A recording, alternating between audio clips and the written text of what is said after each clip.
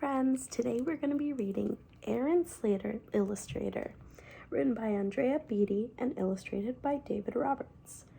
Can anyone tell me what an illustrator is? So if we take some context clues, we know that someone who made part of this story is an illustrator. And we can see that there's a little boy here named Aaron Slater who is doing something with pencils.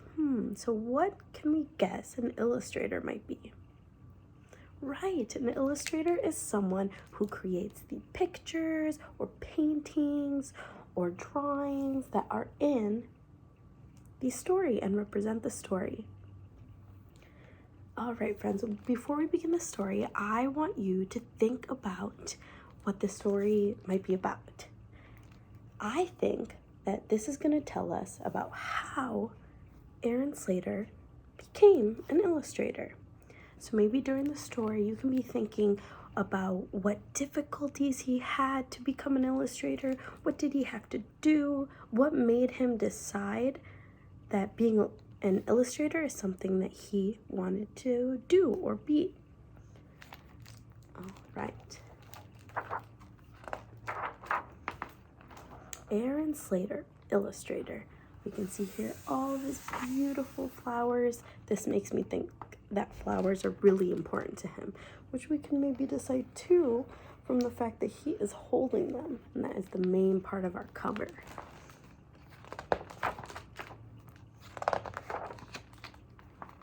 All right. At the end of the garden, in the soft fading light, when the day turns to dusk and the dusk into night, the sweet scent of jasmine floats into the air to mix with the music of laughter, and there, Aaron D. Slater soaks it all in, with his flowery blanket tucked under his chin. Words drift like music, melodious, mild, a sweet summer song for a sweet summer child, who drifts off to sleep as the cottonwoods sway at the end of the garden, at the end of the day. Here's Aaron Slater with his family.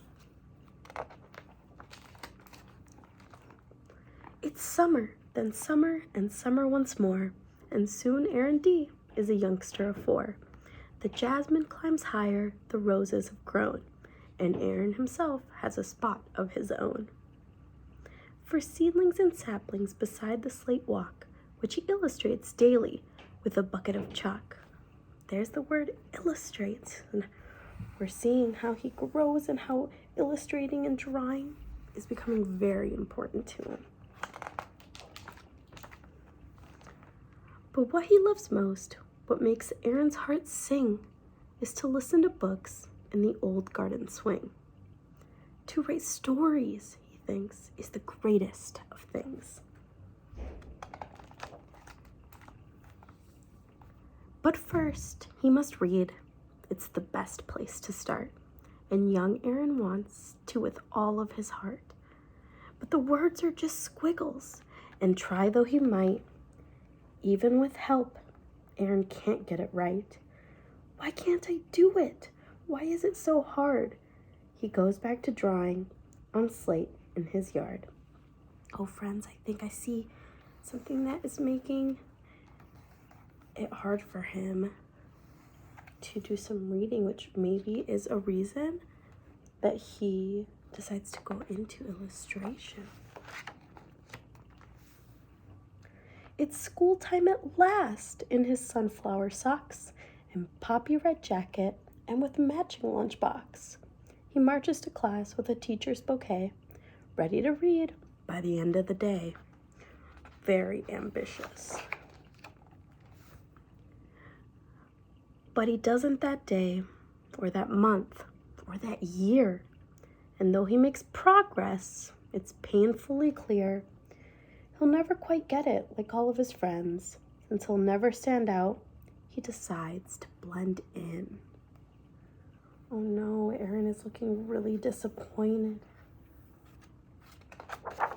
And so here he is at the start of grade 2 in his simple white t-shirt and matching white shoes. He He tries to keep up, to blend in, and to hide the tangle of feelings he carries inside.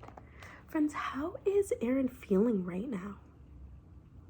Yeah, he's feeling pretty down. He's feeling pretty defeated and maybe upset with himself a little bit. I wonder what is going to happen that hopefully helps him change his mind. At first, it goes well, since his teacher is new and a bit overwhelmed by the hullabaloo. But things settle down and Miss Greer finds her stride. And once she gets rolling, there's no place to hide. "Class," she says, "here's an assignment for you. Write me a story. Write something true." Oh no, how is Aaron feeling about having to write a story? Yeah, he seems pretty upset, pretty scared maybe about having to write a story. And so Aaron does what young Aaron must do. He works on a story like the rest of grade 2. He writes through the evening, he writes through the night. He writes and he writes till the dawn's early light. And he drags off to school with his shoes filled with lead, and his stomach in knots, and a pain in his head. And he waits for his turn with his heart filled with dread. Friends, what do we think is going to happen when Aaron has to present his writing? Does anyone have any guesses? Yeah, maybe it's going to be really hard for him. Maybe he'll quit. Maybe he'll decide that he doesn't want to do it at all. Yeah, maybe he'll decide that he needs to persevere and try his best. And maybe he'll find another way instead of reading off a paper that maybe he didn't write on. Miss Greer calls his name, and Aaron D. stands and unfolds the sheet in his trembling hands. And he reads, well, he tries, but it's so hard to start, with 33 eyes peering into his heart. I agree with Aaron. Sometimes that can be really scary to have to get in front of a bunch of people and do something that's difficult, like presenting a speech. So he stares at his shoes and his sunflower socks, and he closes his eyes, and then young Aaron talks. Once there was a flower. No, wait, I know. Once there was a magical flower, which gave all who held it extraordinary powers. Friends, look, there is the flower, and there's Aaron drawing it, the flower that is on the cover of the book. So we were right, it's a very important flower. Flowers are really important to Aaron.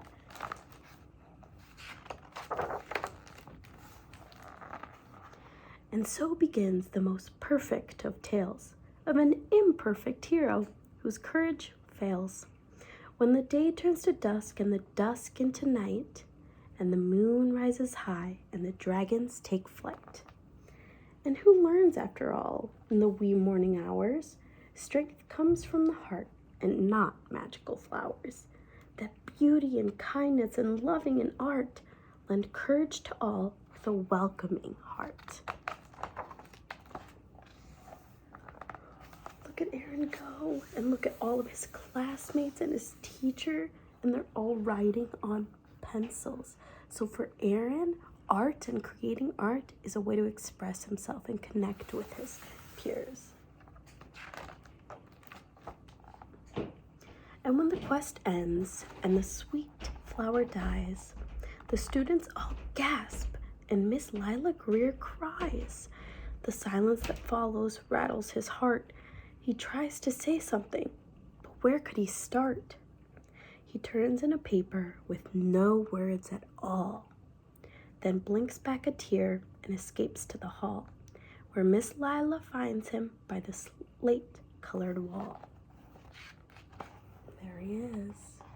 Friends, look at how the page is all blank. There's no color. And we were talking about something that made Aaron really happy and excited, art and making art, there was so much color. But when he thinks he's done something wrong and he remembers that he didn't write anything, something that he struggles with, it's all blank. Time stops for them both, the teacher and boy. His heart fills with anguish, and hers fills with joy at the soul of this artist, courageous and true. She smiles and whispers, "Aaron, thank you." When she leaves, Aaron stands there a very long while. Then slowly, so slowly, he begins to smile. And he feels like he does with those books in the swing, as a new hope inside starts to make his heart sing. He knows he can do the greatest of things in a way that's his own, in a way that's just his. He can stand out and show the whole world who he is.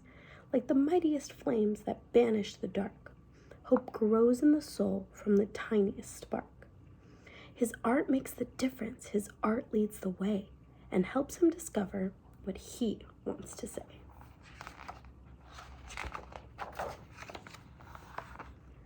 And his reading gets better. Of course, it's still tough, but each day that they work is a little less rough. Like all imperfect heroes at the start of a quest, he must do what he can and hope for the best. Now in the hallway a new garden grows, with jasmine and poppies, a rambling rose, books, art, and music, a dragon or two, who soar through a sky of delphinium blue. The art tells a story, melodious, mild, furious, fragrant, wonderful, wild. It's all from the heart, and all of it's true for Aaron, Miss Greer, and the kids of grade 2. It's a place full of beauty for one and for all. The illustrator's garden at the end of the hall. The end. Friends, what did we think of that story? Yeah, it was really great. I love how we got to dive into how Aaron was feeling and how he decided that the best way for him to express himself is through illustration. So he triumphed over something that was really hard for him, like writing and reading.